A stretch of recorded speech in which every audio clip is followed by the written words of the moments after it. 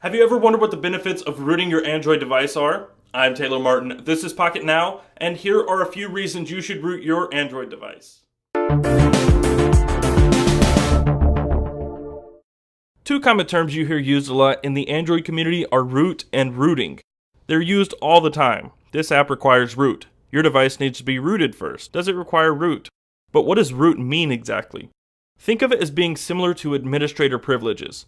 The act of rooting is giving yourself access to the root directory on the system partition. In other words, you gain total control over your device. This control enables you to allow actions to take place that otherwise couldn't.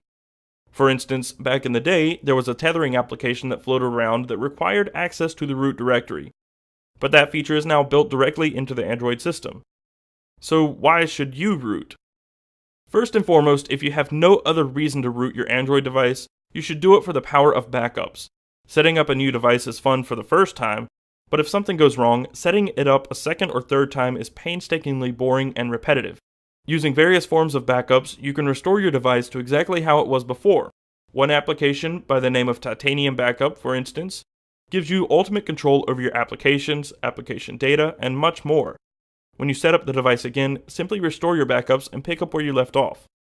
Even better are Nandroid backups, which create backup images of your current system.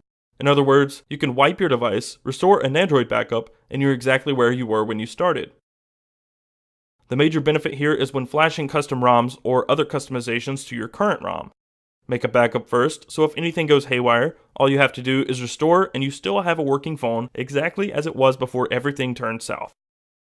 Phones these days come with a ton of bloatware, applications, wallpapers, services, and other storage-hogging content out of the box. One of the greatest aspects of having access to the root directory is the ability to remove said bloatware and free up wasted space. Using Titanium Backup, you can uninstall any pre-installed applications that you don't want. For example, the ROM I'm currently using came with a help application that I don't want or need.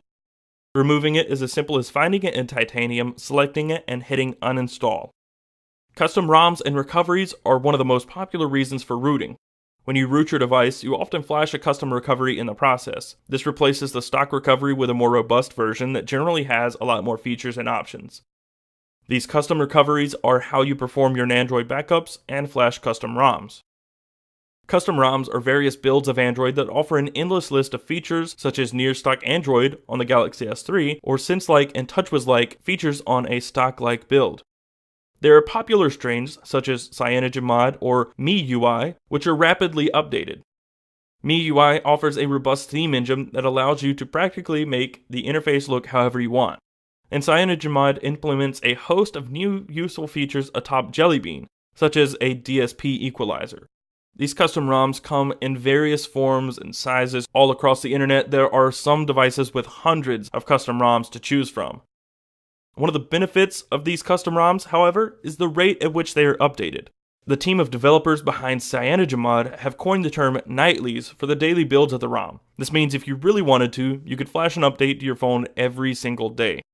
Other ROMs may not offer daily updates, but they do provide much more frequent updates than official versions of Android, such as weekly or monthly updates. The important thing is, you can update whenever you feel like it. Updates are there for the taking. And if the ROM you're using isn't updated, simply choose another ROM. The best part of custom ROMs, though, is what they can do for an aging device.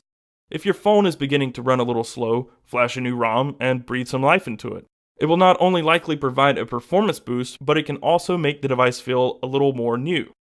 Speaking of performance boosts, overclocking the CPU can provide a nice power boost if you feel your device is slowing down or doesn't run fast enough. Or, if you're burning through your battery too quickly, you can undervolt the kernel and underclock the processor. The device will run slower, of course, but the battery will almost certainly have more stamina.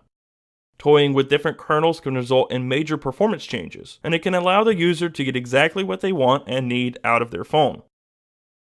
Lastly, there are a ton of applications out there that require root access to allow you to do things to your phone that you couldn't do before, such as ad-free, Wi-Fi kill, network spoofer, root explorer, GMD speed time, etc. Some of these applications come with a lot of power, so be sure to use responsibly. So that's all we've got for you for now. If you liked the video, be sure to give it a thumbs up and subscribe to the channel. You can also find us on your favorite social networks. Twitter, Google+, and Facebook at Pocket Now, or you can find me, my personal account, at Casper Tech on Twitter. I'm Taylor Martin, and I will see you next time.